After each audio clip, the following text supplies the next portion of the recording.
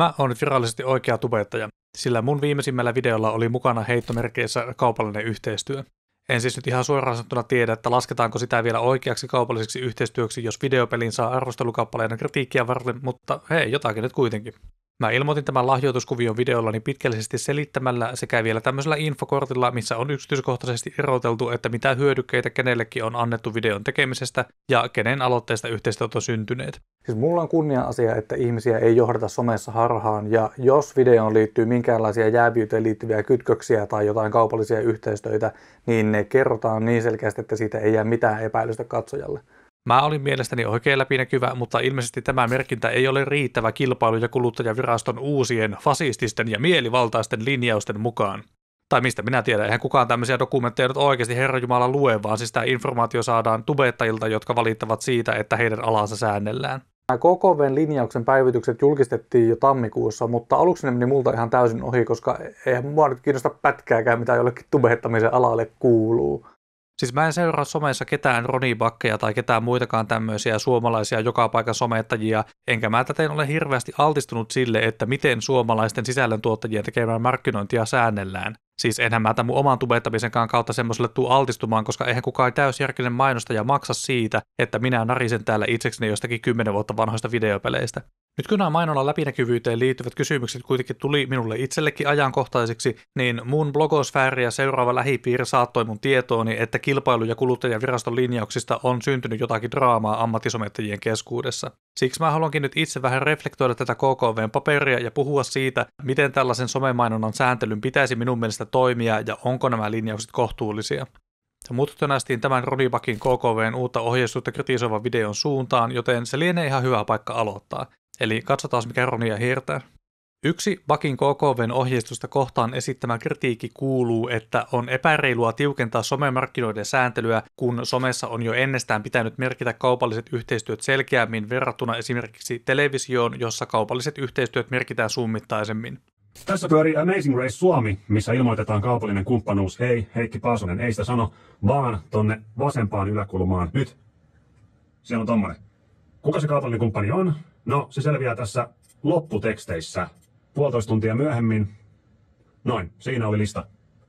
Ehittekö lukee? Tää on näin äkkiseltään ihan validi huomio, mutta minusta se, että televisio- ja radiotoimintaa käsittelee verraten löyhemmät säännöt, ei ole peruste sille, että somea pitäisi myös säännellä löysemmin.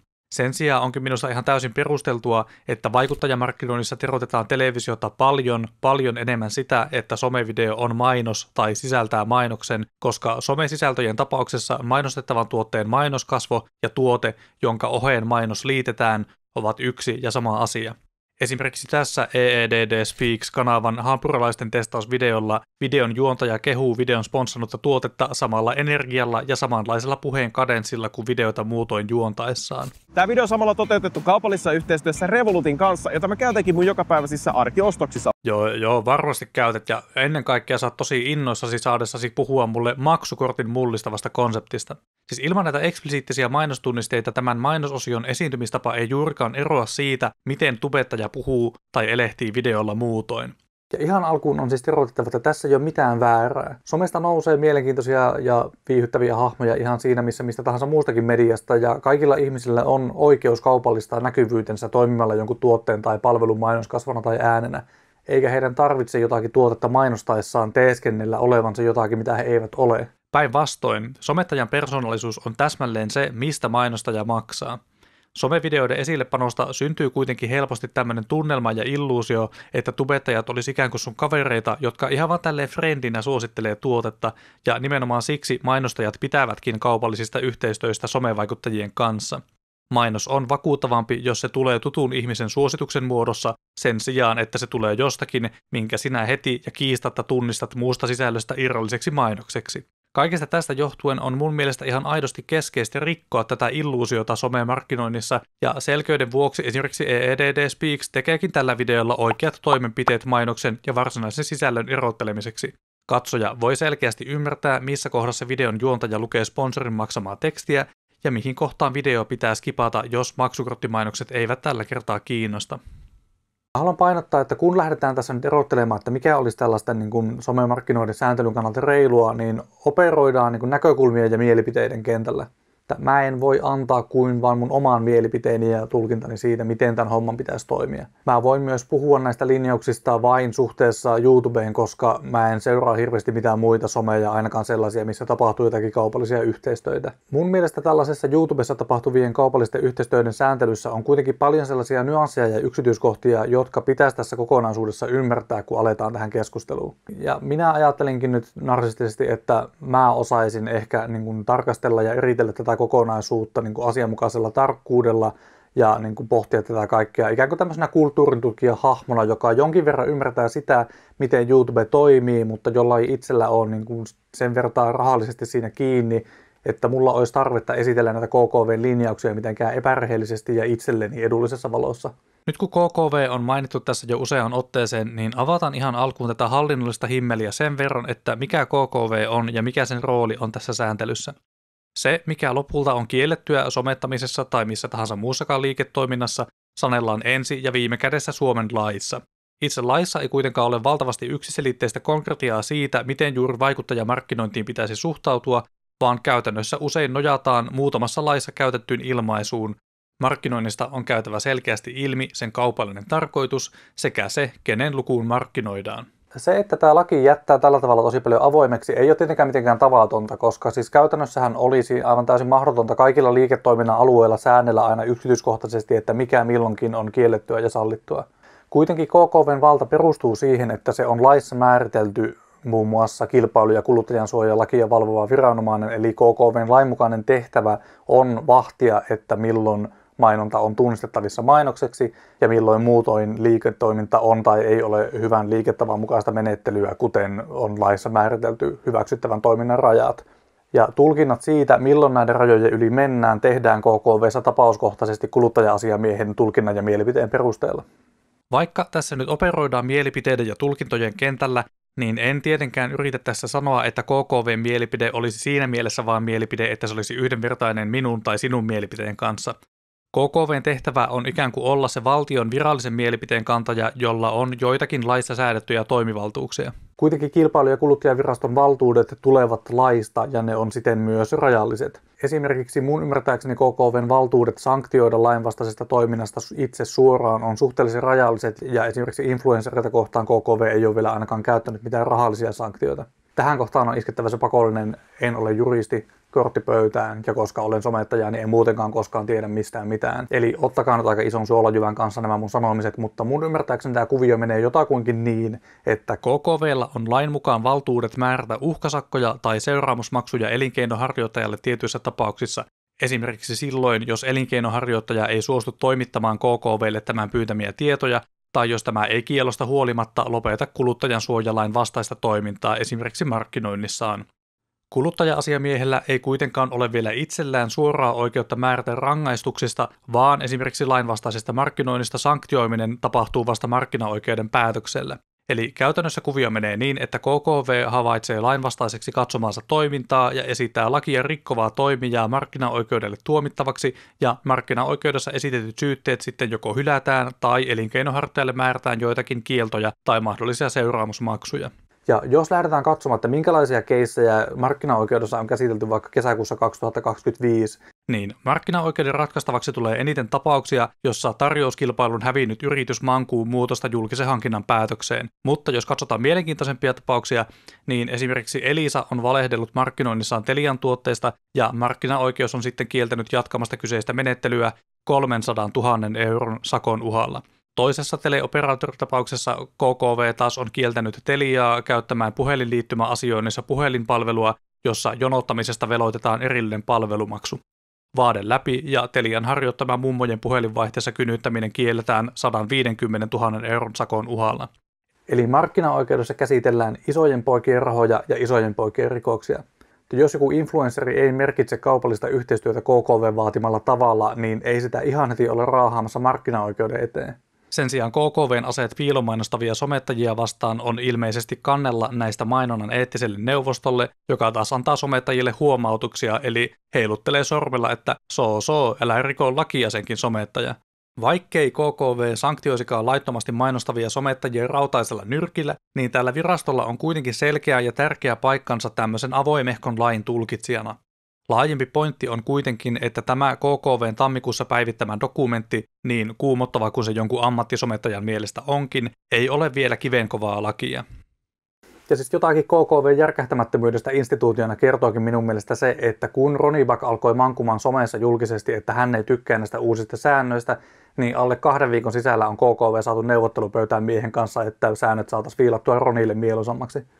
Mun puhelin on pirissyt joka suunnasta, siis juristeja, pitkälinjan kollegoita ja eduskunnastakin saakka on otettu yhteyttä, että nyt on vähän epäreilut säännöt ja näin pitäisi keksiä joku uusi ratkaisu. Joten hieno juttu oli se, että KKV otti mun yhteyttä ja ensi viikon perjantaina mä tuun tapaamaan heidät yhdessä Riikka-Maria Lemminkin kanssa. Ja mä sitten päivittelen teille, että mitä siellä käytiin läpi. Mä oon kerännyt kaikkia pointteja, mitä ollaan tuotu sosiaalisessa mediassa esille. Toivotaan, että saadaan jotain muutosta aikaan. Koko tämä kuvio on mun mielestä sanalla sanoen dystopinen, mutta niin paljon kuin mä nautinkin tässä tubettajien solvaamisesta, niin rehellisyyden nimissä on kuitenkin sanottava, että tämä Ronnie Buckin videokannanotto YouTubessa on mun mielestä suhteellisen asiallinen ja Buck esittää asiansa siinä suhteellisen diplomaattisesti. Ja tässä KKV:n dokumentissa on myös siis minun näkökulmasta joitakin asioita, mihin mä kaipaisin vähän selvyyttä. Eli mä haluan lähestyä näitä Buckin kritiikkejä oikeasti hyvässä uskossa. Eli katsotaan toinen Buckin esittämä pointti. Pitkät videot. Ja tässä on 2 vaihtoehtoa, miten tämän kaupallisen kumppanuuden voi merkitä. Tosiaan näiden 4 jutun lisäksi teksti, täppä, puheessa ja tiedoissa, niin lisää videon päälle koko videon ajan näkyvillä oleva tekstibanneri, jossa kerrot markkinoinnista selkeästi esimerkiksi mainosyrityksen kanssa. Ja täällä on esimerkki kuva, että täältä se näyttäisi. Eli koko videon ajan, kun meiltäkin tulee vaikka 2 tunnin video, niin koko videon ajan tämmöinen boksi siinä. Ja no, jokainen voi olla omaa mieltä, että onko toi liikaa vai liian vähän. No minäpä olen sellaista omaa mieltä, että tämän tiedon perusteella kuulostaa minustakin eksessiiviseltä vaatia kaikissa tilanteissa, että mahdollisesta sponsorista pitäisi tiedottaa keskeyttämättömästi koko videon ajan. Olen myös Buckin kanssa samaa mieltä siitä tosiasiasta, että jos yleisölle haluaa tiedottaa jonkin asian, esimerkiksi disclaimerin kaupallisesta yhteistyöstä, niin kaikesta järkevintä on se sijoittaa videon alkuun, jolloin katsoja ei ole vielä harhautunut ajattelemaan jotakin muuta ja lopettanut videon katselua. KKV:n argumentti on kuitenkin, että on olemassa riski, että katsoja katsoo videosta vain tietyn osan, minkä vuoksi vain videon alussa oleva mainosdisclaimer voi mennä tällaiselta katsojalta ohi, minkä jälkeen tämä voi tietämättään päätyä katsomaan mainosta. Buck väittää, että ihmiset eivät katsele videoita näin. Mä en ole löytänyt mitään dataa, joka väittäisi, että katsojat ei katsoisi videota alusta, vaan hyppäisi jostain 10 minuutin kohdalta tai 5 minuutin kohdalta. Et jos otetaan kaikki mun videot ja katsotaan niiden retentiota, joka meinaa sitä, että mistä kohtaa katsojat katsoo videota, niin alussa lähtee aika paljon, mutta se tasaisesti laskee. Eli ei tapahdu mitään semmoista, että yhtäkkiä vaikka niinku olisi mitään merkkejä, että 3 minuutin kohdalla tai 5 minuutin kohdalla alettaisiin katsoa videolla. Mun mielestä Buck ei puhu tässä koko totuutta. Jotkut YouTube-videot käsittelevät samassa videossa monta osiota, jotka eivät välttämättä liity toisiinsa niin, että video on ehdottomasti katsottava kokonaan alusta loppuun kronologisessa järjestyksessä. Ei ole ollenkaan tavatonta, että katsoja ei tällaisessa videossa katso koko videota, vaan hyppii siihen osioon, joka tätä kiinnostaa. Esimerkiksi tämän minun kanavan katsotuin video on video, jolla mä pika-arvostelen joukon suomalaisia Millenniumin taitteessa julkaistuja ilmaispelejä. Minä olenkin merkinnyt videon aikakoodeihin kohdat, jossa kunkin pelin käsittely alkaa, jotta kiireisempi katsoja voi skimmailla videon ja hypätä keskusteluun pelistä, joka tätä itseä kiinnostaa. Tämä hyppelevä katselutapa näkyy myös katsojien pysyvyydessä. Videon katsojamäärä hyppää aina kunkin pelin aikakauden kohdalla. Edelleen suurin osa ihmisistä katsoo videota ensimmäisen 30 sekunnin kohdalla, mutta se väite, että ihmiset eivät koskaan katselisi YouTube-videoita pätkissä ja videon osien välillä hypellen, ei vaan pidä paikkaansa. Buck kuitenkin jättää huomiotta tässä videokannanotossaan yhden aika todella tärkeän sanamuodon tässä KKV:n dokumentissa. KKV:n YouTubea koskeva ohjeistus alkaa sanoilla, jos koko video on markkinointia, voit valita seuraavista tavoista kertoa markkinoinnista, minkä jälkeen esitetään nämä vaihtoehdot kertoa mainonnasta joko pysyvällä bannerilla tai videon otsikossa. Mutta siis suurin osa YouTube-videoistahan ei ole kokonaan markkinointia alusta loppuun. YouTubessa vakiintunut mainostamiskäytäntö on, että tubettaja tekee videon, mistä aiheesta nyt tekeekään, ja jossain vaiheessa sitä videota tubettaja lukee videon sponsoroijan mainoslitanian, jonka ei välttämättä tarvitse liittyä varsinaisen videon aiheeseen mitenkään. Video on tällöin ensiksi itsenäinen viihdetuote, ja vasta sen sisällä on ikään kuin alisisältönä mainos, joka on KKV:n ohjeistuksen mukaan oltava kiistattomasti tunnistettavissa mainokseksi.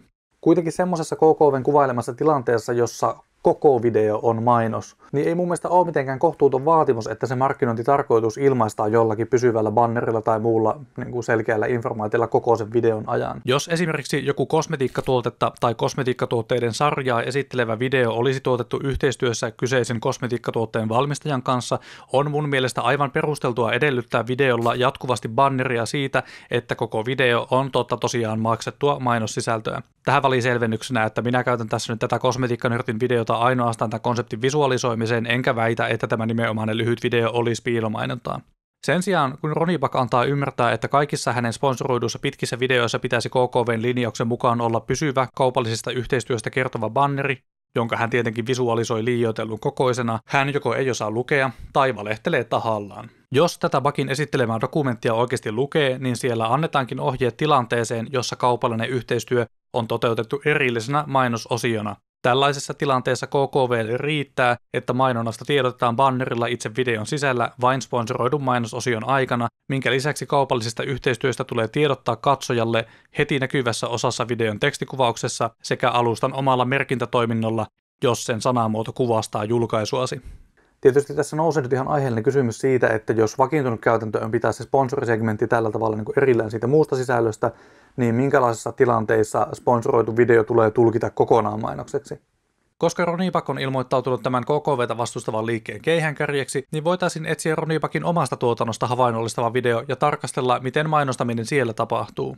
Mä valitsin tähän pistokokeeseen jonkun sellaisen tuorehkon pitkän videon, joka on toteutettu kaupallisessa yhteistyössä jonkun tahon kanssa, mutta joka ei videon otsikon ja pikkukuvan perusteella ole kohtuullisesti tulkittavissa niin, että se video tulisi olemaan vain ja ainoastaan mainos. Minä valitsin katsoa nyt Buggin videon Kuka kävelee pisimmälle suoraa reittiä voittaa 1000 €, jonka on sponsoroinut älykellovalmistaja Huawei. Kaupallisen yhteistyön yksityiskohdista ei ole tehty selkoa, mitä KKV ei toki vaadikaan, mutta katsojalle välittyy ainakin yhtenä yhteistyön osana se, että Huawei on lahjoittanut videota varten 3 kisailijalle älykellot, jotka ovat keskeisessä osassa videon leikkimielisen kisailun toteuttamista. Summatakseni tämän videon konseptin, niin videossa toteutetaan tosiaan pieni kilpailu, jossa Bug ja 2 muuta henkilöä kävelevät kukin mahdollisimman suoraa tietä ja kisaavat siitä, kuka pääsee kävelemään pisimmälle aikarajan puitteissa. Kisailijoiden kulkemaan lopulliseen matkaan asetetaan rangaistuksia jokaisesta kerrasta, kun nämä harhailevat liian kauaksi luotisuorasta reitistä, ja tämän säännön valvomiseksi videolla käytetään sponsori Huawein lahjoittamia älykelloja. Ja tämä sattuu olemaan mun mielestä aika tosi hyvä video havainnollistamaan näitä kysymyksiä, koska tässä videossa tämä sponsorin lahjoittama tuote suoraan mahdollistaa sen itse videon konseptin toteuttamisen. Ja täten tämä lahjoitettu tuote tulee esiintymään tällä videolla varmasti niin kuin todella usein. Pitäisikö sen perusteella siis päätellä, että tämä koko video on vain alusta loppuun Huawein mainos ja siksi se pitäisi merkitä KKV:n linjauksen mukaan tämmöisellä pysyvällä mainosbannerilla? Mun mielestä niin kuin alustavasti kohtuullinen arvio on, että ihan tälleen mediataksonomisesti tämä video ei ole vain mainos. Mun mielestä niin kuin lähtökohtaisesti tässä kaikessa on pidettävä yllä sitä mahdollisuutta, että tällainen video voi olla niin kuin jotakin muuta kuin mainos, jonka tarkoitus on vain markkinoida tuotetta tai palvelua. Tämä video on aivan ensiksi Ronibakin tuottama viihdevideo, joka klikataan auki, koska katsoja haluaa nähdä Ronibakin tovereineen rymyämässä metsässä. Mainos, tämä video on vasta silloin, kun tähän videon varsinaisen ydinsisällön oheen liitetään mainontaa. Eli lähtökohtaisesti tällainen viihdevideo on ensiksi jotakin muuta kuin mainos, mutta videoksi, joka ei ole vain mainos, tämä sisältää kyllä todella paljon eksplisiittistä ja kömpelyä mainostamista. Tere, miksi sulla on niin paljon vaatetta päällä? Nyt kun mä katson tästä mun Huawei Fit 4 Prosta, niin ei pitäisi tulla lunta. Ja jos vertaa tähän aiemmin esiteltyyn vakiintuneeseen sponsorisegmentin käyttöön, niin tällä videollahan ei ole varsinaista videon alussa olevaa Huawein sponsoroimaa segmenttiä, jolla Bug pysähtyisi kehumaan ja kuvailemaan mainostettavaa tuotetta. Tai no on, näytän sen teille nyt kokonaisuudessaan. Suunnistamiseen me käytetään Huawei Fit 4 Prota, jonka kanssa tämä video on tehty kaupallisessa yhteistyössä. Harvinaisen selkeä juttu. Tämän nopean disclaimerin lisäksi Huawein tilaama varsinainen mainossisältö on ripoteltu videon ydinsisällön sekaan. Mun laskujen mukaan tällä 50 minuuttia kestävällä videolla on 7 mainostunnisteella merkittyä segmenttiä, joissa Bug tai muut kisailijat esittelevät älykellon ominaisuuksia. Onneksi kello on vedenkestävä. Tosiaan tässä on tämmönen puheluominaisuus kanssa. Näiden lisäksi videolla on 13 kohtaa, joissa kello on shotin keskiössä tai sen tarjoamiin ominaisuuksiin viitataan sanallisesti. Ronibakin kauhukuva onkin, että tällä videolla olisi koko sen keston ajan mainonnasta tiedottava banneri samaan tapaan kuin esimerkiksi tässä toisessa Bakin videossa. Mutta minusta kun katsoo sitä, miten sponsoroitua tuotetta esitellään tällä videolla, ei minusta oikeastaan olisi ollenkaan kohtuutonta tulkita koko videota vaan Huawein mainokseksi. Mainonta on erottamattomassa osassa koko videon konseptia, ja mainokset irrotetaan vain parin sekunnin erillisiksi mainososioiksi maailman isoimmissa heittomerkeissä lisäämällä mainostakin aina, kun Bak tai muut alkavat puhua videolla tuotteen ominaisuuksista.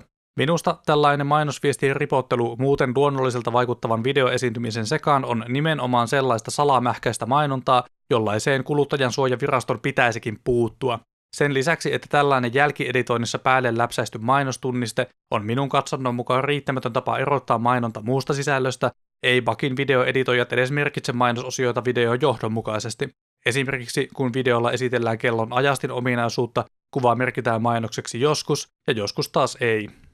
Kun tätä videota katselee ja arvioi kokonaisuutena, niin mun mielestä jos sponsattua tuotetta haluaa esitellä ja käyttää tällä tavalla tämän videon niin kuin pääosassa, niin silloin se video pitäisi minun mielestä totta tosiaan merkitä mainokseksi. Jos se ei kelpaa vaihtoehtona, niin minun mielestä olisi hyvä ratkaisu rajata sponsorin älykellon ominaisuuksista puhuminen sponsoroituu segmenttiin videon alussa, minkä jälkeen kellon ominaisuuksia ei eksplisiittisesti esiteltäisi videolla, vaan keskityttäisiin itse videon haasteen toteuttamiseen. Minusta ei olisikaan ollenkaan väärin, jos sponsorisegmentin ja kaupallisen yhteistyön kertomisen jälkeen lahjoitettu tuote näkyy videolla orgaanisesti ikään kuin tuotesijoittelun hengessä, sillä älykello liittyy videon konseptiin niin erottamattomasti. Toistan kuitenkin jälleen sen pointin, että tällainen video voi olla, ja juridiikan näkökulmasta sen täytyy saada olla ensisijaisesti itsenäinen viihdevideo, jonka sisällä on mainos, kunhan se mainos on esitelty siitä muusta sisällöstä riittävän selkeästi.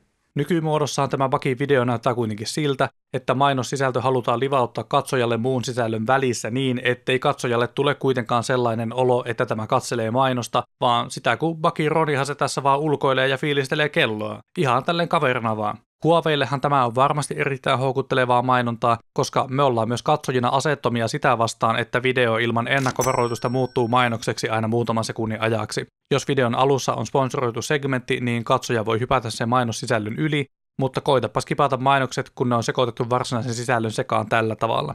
Eli jos minulta kysytään, niin tämmöinen mainostamiskäytäntö pitäisi räjäyttää hemmettiin internetistä, ja KKV on minusta aivan täysin oikeassa vaatiessa, että tämän kaltaiset videot tulisi merkitä alusta loppuun mainoksiksi. Minä pidänkin tällaisia Bakin ja Huawein käyttämiä mainostamiskäytäntöjä vasten surkeana sitä, että Ronnie Bak voikin ensiksi esitellä näitä KKV:n linjauksia julkisuudessa harhaanjohtavasti ja sitten käyttää vaikutusvaltaansa somessa painostamaan tätä sääntelevän tahon tekemään myönnytyksiä tätä koskevaan lain tulkintaan. Mitä tähän linjaukseen tulee, niin minusta KKV on tässä täysin oikeassa eikä myönnytyksiä pidä antaa influencereille pätkääkään.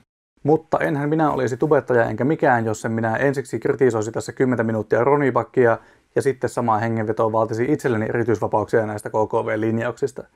Jos sua kiinnosti nyt vain se, kun minä paljastan Suomen johtavien tubettajien skandaalimaiset mainostamiskäytännöt, niin voit lopettaa videon katsomisen tähän paikkaan. Jos pidit näkemästäsi ja kuulemastasi, niin voit halutessasi tilata tämän kanavan. Kiitos sinulle. Mä haluan nyt lopuksi kuitenkin puhua mun omalle viiteryhmälle, eli suomalaisille sosiaalisessa mediassa toimiville kulttuurikriitikoille, jotka on painanut tämän KKV-linjauksen kanssa.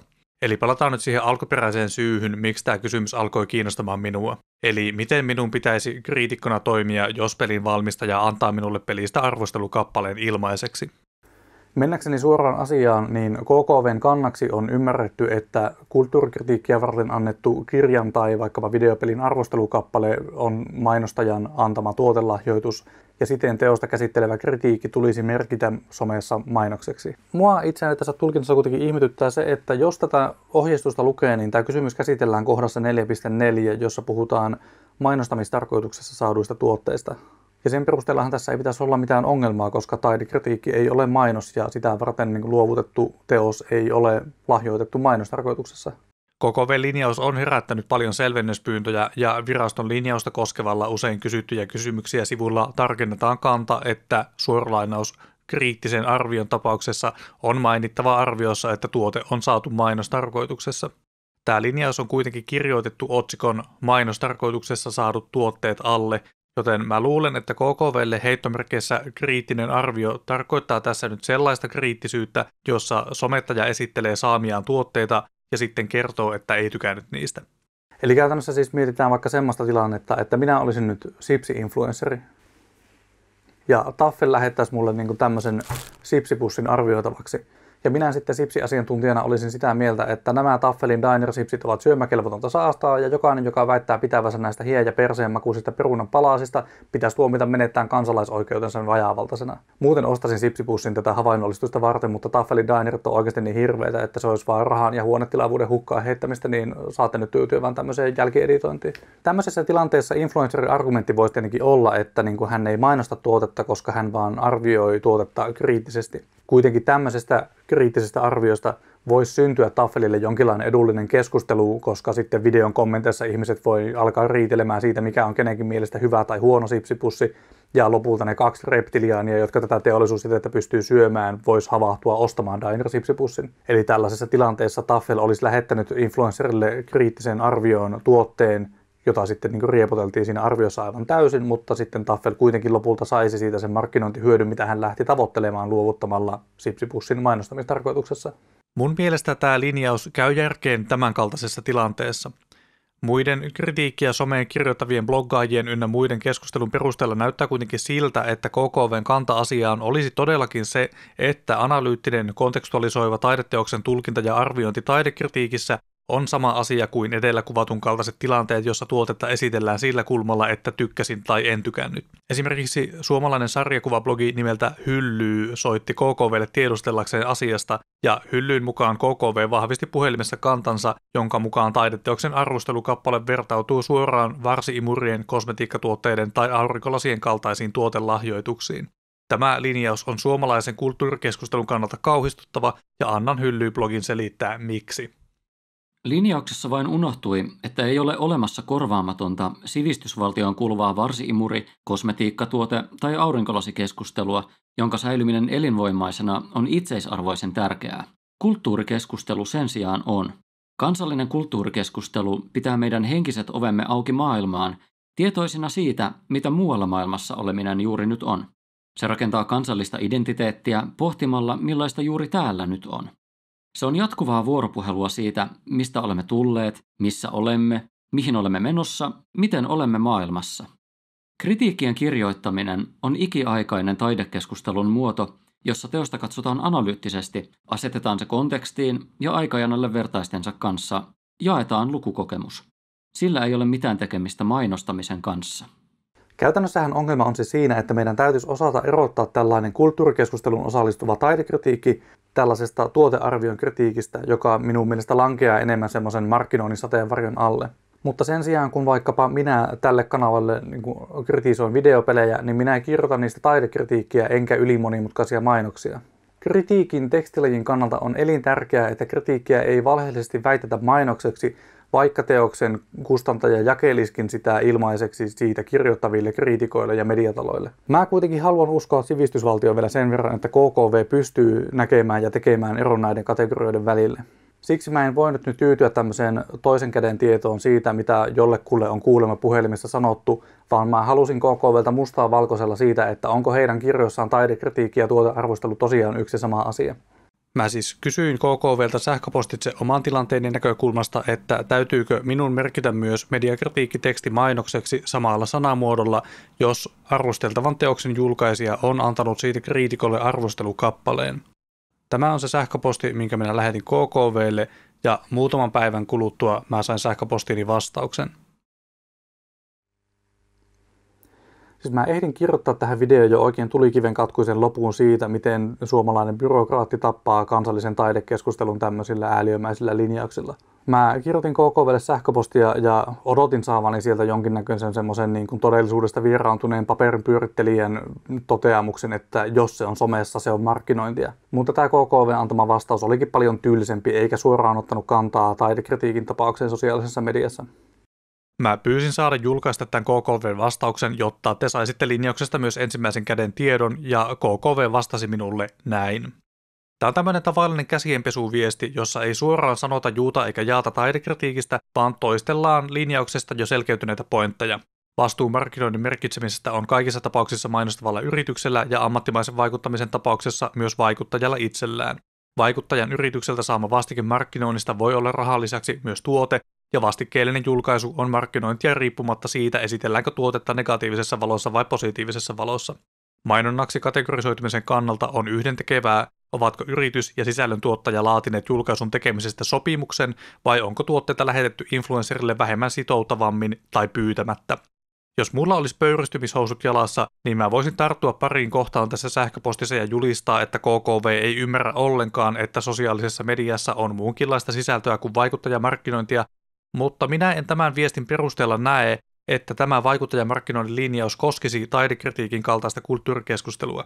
Kulttuurikritiikissä kriitikko ei markkinoi yrityksiä, tuotteita tai palveluita. Kritiikki ei ole kaupallista viestintää, kuten mainontaa tavaran pakkauksessa tai käyttöohjeissa tai kaupanteon yhteydessä annettuja tietoja tai erilaisia myynnin edistämiskeinoja, kuten alennuksia, lisäetuja ja markkinointiarpajaisia, eikä se pyri edistämään kulutushyödykkeen myyntiä tai sen valmistajan imagoa. Kuitenkin yksi virke tässä sähköpostiviestissä ansaitsee erityistä huomiota. Viesti painottaa, että sillä ei ole merkitystä, kutsuuko henkilö itseään vaikuttajaksi vai mielletäänkö hänet vaikuttajaksi.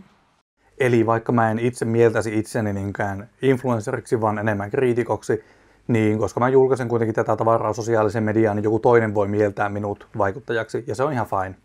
Mutta vaikuttaja ja kriitikko voi kuitenkin olla päällekkäisiä kategorioita, eikä se vielä tarkoita sitä, että vaikka Anthony Fantanon tai Stephanie Sterlingin kaltaiset henkilöt olisi niin kuin alojensa markkinoijia, vaikka he julkaisevat mediakritiikkiä sosiaalisessa mediassa. Eli vaikuttaja voi tehdä sosiaalisessa mediassa muutakin kuin markkinoida tuotetta, ja sikäli kun influenceri ei markkinoi, ei vaikuttajamarkkinointiin liittyvä linjaus koske sitä toimintaa. Mun mielestä kuvaava on myös ihan tämän viestin ensimmäinen kappale. Kuluttaja-asiamies ei voi etukäteen hyväksyä tai kieltää toimintaa, vaan menettelyn lainmukaisuuteen voidaan tarvittaessa ottaa kantaa jo toteutuneen menettelyn perusteella. KKV ei halua ottaa kantaa taidekritiikin tulkitsemiseen sosiaalisessa mediassa ja voi antaa vain yleisiä ohjeistuksia lain soveltamisesta.